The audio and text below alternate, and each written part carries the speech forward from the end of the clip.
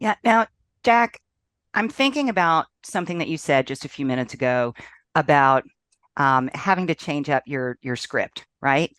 And I think among the three of us, we certainly are the types of agents who are comfortable with our presentations and have spent a lot of time perfecting and understanding how the conversation needs to go. And then so here we're having to change up and kind of unlearn some of the things. Maybe not so much for you, Stephen, because you've been practicing this, but I'm in a marketplace where buyer brokerage agreements are not required and certainly haven't been a standard. So I'm having to learn new dialogues. And Jack, I'm curious, since you're having to have these conversations about your brokerage change with your sphere of influence at the same time as the industry changes, are you tackling that? Are you using that as an opportunity, all in one fell swoop to communicate both of those things? Yeah, not exactly. It's a little too much information to bite off one chew. What we're doing is we're sending a letter out. What Robert and I have done, we put together a letter that summarized, in my words, um, what happened as far as the merger with Parks and Compass and the launch of Onward, our new firm. So we did a letter, and then we attached two different local news articles from two highly respected business publications so they can see my interpretation of it and then two third party interpretations of those, that stream of events.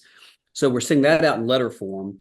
And then what we're doing subsequently is doing personal phone calls to each of our current clients. I've done that already.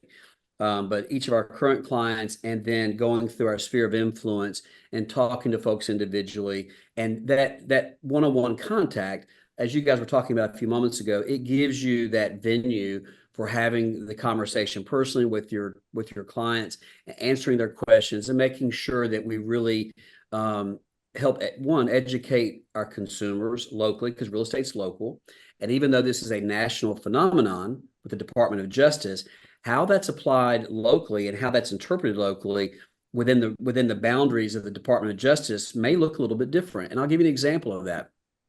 So when the news first hit about the DOJ's involvement in the lawsuits and NAR, the headlines that all of us were seeing on a national basis were pretty sensational. It didn't matter whether you were listening to CNN or Fox or ABC or CBS or ABC, whatever station it was, or whatever print publication it was. It seemed like every major news media outlet was grabbing the sensational aspect of the headline and running with it as that, boiling it down to two or three points, which basically sounded like, oh, suddenly, for the first time ever, you can work directly with a listing agent. Suddenly, for the first time ever, you're going to pay not 6%, which is the national requirement, is what they made it sounded like for Right, right. commissions.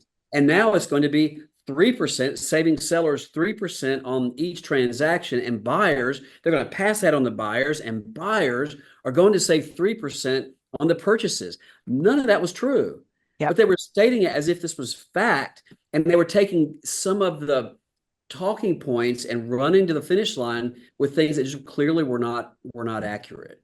And so now it's what's nice is we've had a few weeks for the dust to settle.